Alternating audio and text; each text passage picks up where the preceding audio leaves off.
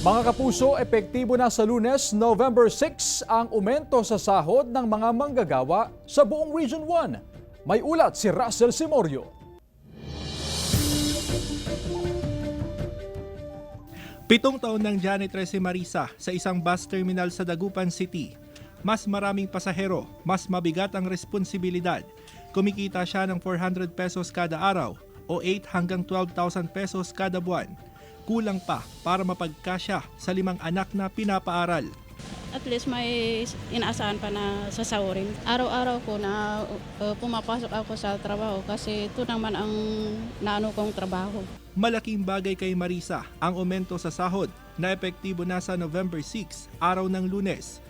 Mula 400 pesos, magiging 435 pesos ang minimum wage kada araw.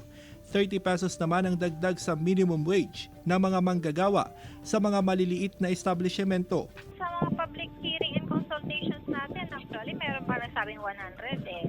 But due to negotiation of our board members, yun ang napagkasundo ang amount. Hindi raw apektado ng inaprobahang aumento sa minimum wage ang bilang ng mapapasukang trabaho. Ayon sa Metro Dagupan Chamber of Commerce and Industry, nangangailangan ng mas maraming manpower ang iba't ibang business establishment ngayong nalalapit na Christmas season. Maraming manggagawa ang kailangan sa retail services, service crew, hotel workers at iba pa. Papunta na tayo dun sa holiday season and we're expecting more economic activity because of that. Possible na siyempre gusto mong more activity. Kasama si Henry Domencil, Russell Simorio, One North Central Luzon.